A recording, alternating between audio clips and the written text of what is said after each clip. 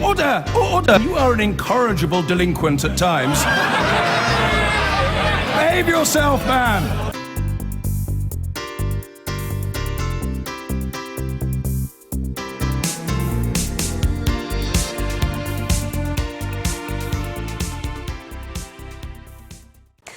Today, we'll find out which candidates can stand as contenders to replace Nigel Farage as leader of UKIP. The party's National Executive Committee will make the final decision on who it should be. Nigel Farage yesterday described the Executive Committee as amateurs and the lowest grade of people that he's ever met. He's urged candidates to poll the party membership directly for big decisions. The apparent frontrunner MEP Stephen Woolfe missed the nominations deadline and is still waiting to hear whether he can stand.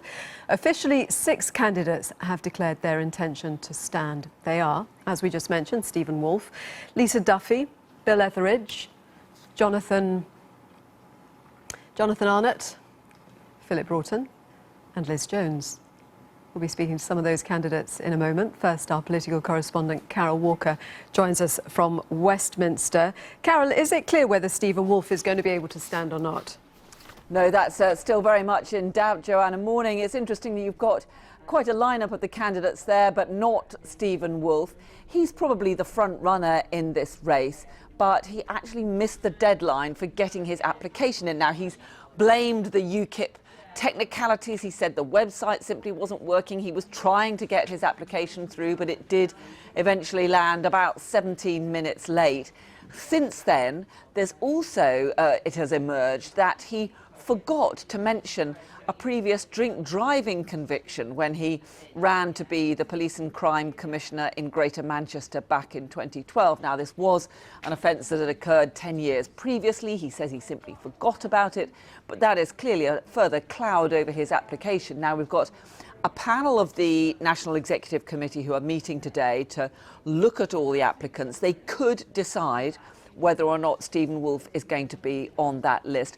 But they could also decide that because there is such a row about all of this, it's better to put it back to the full National Executive Committee. But as you mentioned in that introduction there's a huge amount of infighting going on behind the scenes. Nigel Farage, the outgoing leader, of course, yesterday described the NEC as some of the lowest grade of people I've ever met. He described them as total amateurs who turn up for meetings in London with sandwiches in their rucksacks for meetings that go on for 7 hours. Now, I'm not sure it's actually too serious a crime to have sandwiches in your rucksack, but there's clearly a huge amount of manoeuvring and infighting going on behind the scenes. I was just thinking, is that the worst of the offences that he's referring to? If Stephen Woolfe doesn't get to stand, what about the others? Is there a standout favourite? Well, I think that would put the field wide open. You've got Liz Jones there. She's somebody who is probably certainly not well known to the wider public. She was out and about on the radio today talking about her track record. We've got 2 of the MEPs that are also standing. We've got another councillor who is in the running there, Lisa Duffy, who has got the backing of quite a few senior figures in the party. They see her as somebody who would modernise the party. She's a councillor. She's got a track record of working for UKIP in Cambridgeshire. I think the field would be wide open, but I think it is interesting that this is a party which, after all, garnered some almost 4 million votes at the last general election. A party whose pressure certainly contributed to David Cameron calling that EU referendum, which ultimately lost him his job.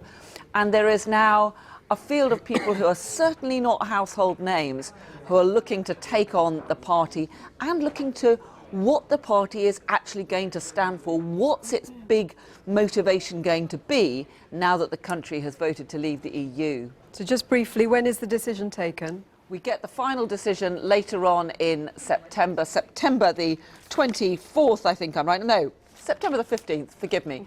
We'll get the final result. And so there's a full summer of campaigning and a chance, I think, for some of those lesser known candidates to put themselves forward, to make themselves known, to get out and about around the country and make sure that the members of UKIP and the wider public get to know who they are. Thank you. Carol, well, let's talk to 4 of those candidates who have said that they are standing. Liz Jones, the Deputy Chairman for the Lambeth branch of UKIP, Lisa Duffy, a District Councillor in Huntingdon, Jonathan Arnott, the MEP for the North East, and Bill Etheridge, MEP for the West Midlands. Carol was describing you all as not being household names, so if you would introduce yourselves to us, starting with you, Liz, and we'll work our way around. Introduce yourself and tell us what you think UKIP is for going forward. My name's Elizabeth Jones. I'm the Deputy Chairwoman of UKIP Lambeth, which is one of the most Europhile areas in the entire country. I'm also on the NEC, the National Executive Committee, and I'm also a divorce lawyer of some 20 years standing based in London. I have worked in the private sector my entire life. I am not a professional politician. My deputy is Councillor Lawrence Webb. He's the UKIP leader in the London Borough of Havering and has a great deal of campaigning experience behind him. Between us, we've contested 33 elections for UKIP, and I would say we've garnered about over 100,000 votes for the party together. Now, my platform is one of opportunity and trade. Also, we have to accept that the challenge for the new UKIP leader will have changed. Our primary motive for setting up UKIP was to leave the EU. Stage 1 of that has been passed. We won the referendum. Quickly. So we now have to pass on to stage 2 and get some MPs into Westminster. All right. I wish I'd started this with a stopwatch, but Lisa, it's your go. Good morning, and thank you for having me on the programme. I'm Councillor Lisa Duffy. I've been part of UKIP now for 12 years, and I've been a huge part of the success where we've got to today. So I built up the Young Independents from 3 round a table. I've been their party director. I built the team that managed the assessment centres. Okay, and what's your vision for the future? My of vision UKIP? for the future is about Westminster. We do not need Nigel Farage II. What we're looking for is a team builder, someone who has a proven track record, and I've done that through our Westminster by-elections. But what would UKIP stand for? He said you've been the turkeys We have that voted a for Christmas. wide range manifesto, a fully costed manifesto from 2015. We need to make sure that we put some traction underneath that, sell those policies, but still not to be afraid to talk about contentious issues such as integration and having a positive vision for British Islam. So I think it's really important that the party continue on the strengths it's got, but now is the time to show the electorate we can go to Westminster. Jonathan? I'm Jonathan Arnott, a former maths teacher. I spent 6 years as General Secretary of UKIP, which might just help with uniting the party after this leadership election. And I'm now a member of the European Parliament for North East England. My campaign is all about reaching out to the 13.6 million people out there who voted for Brexit but didn't vote for UKIP at the last general election. We need to now be the party that is never, ever, ever anti-immigrant. But that is anti the uncontrolled mass net immigration, which has cost jobs and driven down wages. We need to start talking about the manifesto that we had in 2015. Yes, there may be some tweaks needed to our policies slightly, but actually what we stand for, we need to get out there. We need to communicate that. We need to show our vision for what the UK can be like post-Brexit, our equivalent perhaps of Reagan's shining city on a hill. Let's show what the UK can be like, and let's use that as our way to build for the future and to get UKIP the seats that we need in Westminster to make a difference for the people of this country. Bill Etheridge, your go. Hi, and hello to all colleagues in the studio. My name is Bill Etheridge. I'm a councillor in Dudley. I'm also an MEP for the West Midlands, so I've seen politics domestically and in Europe. My whole platform for this election is combined with my running mate, Mike Hookham, the defence spokesman for UKIP, is that we're looking to reform the party to make us a more effective mechanism and to declare war on cronyism within the party. But then after that, we want to be a voice for the people against the establishment. We want to tackle the issues that get avoided by everyday politicians and really make a change in this country with personal liberty and freedom top of the list. Okay. Lisa, you talked about integration. Jonathan, you talked about not being anti-immigrant, but anti-immigration. Tell us more about what you mean when you talk Lisa Duffy, about having a vision for a modernised British Islam. What I'm do not you going to mean? go into great detail today, Why- Joanna, why because not? I will be launching that as part of my campaign going forward and doing a big speech but on this it. is your- But you're what I here want to sort of what I set want out to your talk stall about to today is people about integration. We feel that the UK is a fantastic place, and I think, as Jonathan said in the past, we've got to get the great back into Great Britain. And I think it's important that's political platitudes, isn't it? What about Yes. specific policy? Specific policy, and as I say, I will be launching properly with a full speech either at the end of this week, beginning of next week.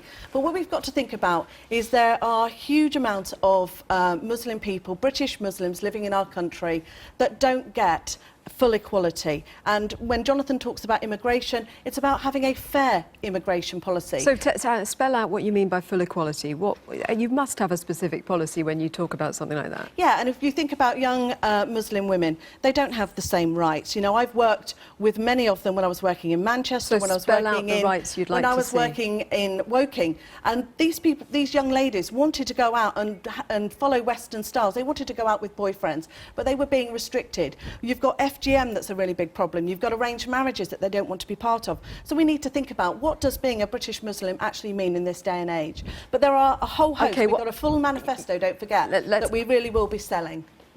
I know that you've specifically got a policy on this, Bill Etheridge. You want to ban the burqa. Tell us why. Yes, indeed, it's a security issue. I don't mind what people do for their cultural values or for their religious values. That's one of the great freedoms of our country. But we are in a severe security situation. And if you're in a public place, security sensitive, I'm afraid you've got to show your face, and that means any face covering. Do you all agree with that policy? It's part of UKIP policy already, is about having your face covered, not covered in high security areas. So that is a policy that we've all been backing for the last few years. Look, the way you have to look at this is very simple. It's the motorcycle helmet test. If there is an area where you couldn't go somewhere wearing a motorcycle helmet, then I think it's inappropriate for people to then be wearing the burqa. If it's not secure to be in a place where your face can't be seen, then that's a problem. But I wouldn't say that you'd ban it for simply people walking down the street. I think that would be going too far. But just to come back on what you said earlier... You're qualifying what you think. It's a security issue as far as I'm concerned in areas where there is a security question. But that doesn't mean that you'd ban it absolutely everywhere. Where do you draw the line then? Someone walking down the street? Well, as I say, it would be if you look, for example, at if you're going through airport security, then you have to show your face. If you're at a bank or an area where the face needs to be seen. Policy that you're talking about. Well, I'm talking about, very much as Bill is. It's about high security areas. So it's a blanket ban Yes. on the burqa. Liz? My view is that we have to take a delicate approach to this. We do not want to do anything that is counterproductive. If we look at the desperately tragic incidents that have happened in France recently, luckily they have not happened in the United Kingdom. And I think that's because we have developed a very good relationship in the United Kingdom with all the national groups who live here. And I think that needs to be maintained and cherished. Now, with regard to the burqa... sending out... Yes, sorry, the message about the burqa, sit with now, that. I am a family solicitor, so I deal intimately with many divorces that involve people who are from the various religious backgrounds who do wear these, the burqa. We need to take a very subtle approach. I think that the burqa does send out a very strong message to perhaps many non-Muslim women and many moderate Muslim women that this is excluding women from public society. And I think that with regard to security measures in courts, as Jonathan says, in airports, anywhere where there's a very serious security risk, I think the face will have to be uncovered. I mean, obviously what you're saying is absolutely different to how a lot of people will see it, about religious sensitivities. When you make comments like that, where do you think that leaves tolerance and what comment have you said that I've made? Because I've just said that we must not do anything that's counterproductive. I've just said that we have a very good relationship with all the communities in this country. I would say probably far more so than in France. And let's not forget that in Iran and in Turkey, those two countries, as I understand, have banned the burqa. And really, I'm sure they know far better than we do about security risk. So we need to take an approach that's not counterproductive, that is inclusive, but it also ensures our safety. And I think that the burqa should not be worn in court. It's incredible that anyone giving witness in court has their face covered. The burqa should not be worn in an airport situation, but in a private setting, of course, you wear whatever you wish. And if you're walking down the street, I don't really see a major issue with that unless, as I say, it's going to likely to be leading to a security risk. But it's all about security and it's all about inclusion. We want everyone to be included in the country. And around the EU referendum, there was a rise in the number of attacks, verbal and otherwise, on people living here from other countries, whether by descent or as first generation. Are you sensitive to those sorts of issues? Well, of course we're sensitive to those sorts of issues, and I think what we saw during the referendum campaign was that the Project Fear of the Remain campaign that was telling everybody that that anybody who opposed uncontrolled immigration. I heard you said earlier, you said earlier that that I'd expressed opinions which were anti-immigration. I did nothing of the sort. What I said was that we must be opposed to uncontrolled mass net immigration, and this is what UKIP's all about. We're all about control. But the problem is that when you have people from the other side of a debate who sling mud constantly, who try to make it out that you stand for something that you don't stand for, that try to make it out that you believe something you don't believe, it is going to heighten tension. Sometimes, I mean, do people hear what they want to hear, and therefore comments that are made can give rise to a justification for something that perhaps you don't agree with? Look, I have to say, I must take you to task with this issue. I've heard it time and time again that there is allegedly a massive increase, well, not massive, but an increase in these sorts of comments or attacks post-Brexit. I don't accept it. A lot of these comments may well be... The police have been putting out statistics that do back that up. What does that mean? So someone said something that someone disagrees with on Twitter, someone said something someone disagrees with on Facebook. Well, it means that factually there are more people reporting complaints. Well, that there was one major incident which was misrepresented by the Evening Standard in London, and that was the centre called POSC, and that's a London Polish community centre.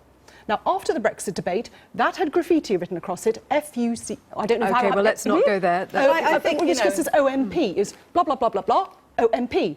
Now, this was misrepresented by the media as being racist. Why? I don't know, because OMP is a Polish language think tank which was supportive of Brexit, and basically... It sounds like there was a swear word alongside there it. was, but that was two rival think tanks. OK, sorry, you wanted... That was about intellectual ideas, a clash. In terms of hate crimes, even on the council that I sit on in Huntingdonshire, we actually took a unanimous vote on supporting anti-hate crimes, because we don't agree with it, none of us agree with it, none of us sat here agree with it. And even in the local community that I live in Ramsey, in Cambridgeshire, we had reports of immigrants having their door knocked saying, do you know, if you get Brexit, they're going to send you home. This was Project Fear, and I'm hoping now that the weeks after that, Brexit, it's all calming down, Project Fear is getting less and less. But actually, we do need to be sensitive, and that's why on anything that we talk about in terms of immigration, we have to have a very soft line, but a hard outcome. Bill Etheridge, what does UKIP stand for going forward? Why does it still need to exist when Britain is leaving the EU, which obviously was effectively the raison d'etre? It's happening. UKIP needs to exist more than ever now. The whole point of why most of us are involved in UKIP wasn't just about leaving the EU. Leaving the EU was opening the door so we could make some serious radical change to our country. We've got to get rid of the overpowering state, too many rules and regulations, too much taxation, frankly. Let's start giving people some more freedom. The freedom to keep more of their own money in their pocket would be good, with a total change to the tax system, make it simpler. Let's look at replacing VAT with a local sales tax and allowing some real competition across the country on taxation. The kind of innovations that we can bring into play now on security and the economy can make our country a better and safer place, and UKIP can be the voice of the people against the tired old establishment that has kept them down for so long. This is our time to really represent the people. Absolutely, and need to Bill's be- right on that. Bill is absolutely right. And I think the why I'm best placed is I am a local councillor, I'm common, you know, I'm grassroots, I've been in the party for 12 years, and I've been around the country building those Westminster by-elections up, knocking on doors and hearing just what the British public are asking for. So I think going forward, we're all of agreement. It's now about Westminster. It's about building on the policies that we've got already, but having a leader that is able to build teams and bring people together.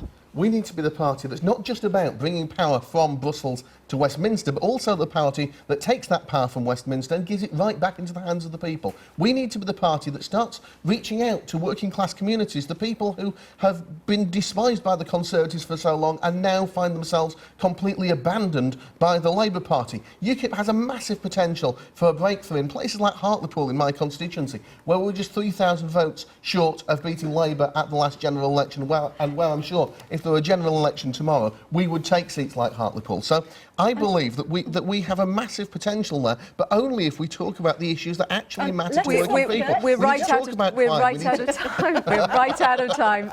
We will get that result. Remind me, I scribbled it out. September the 15th. It's 16th, So lots at of conference. campaigning and policy announcements between now and then. Thank you all, though, very much for coming in.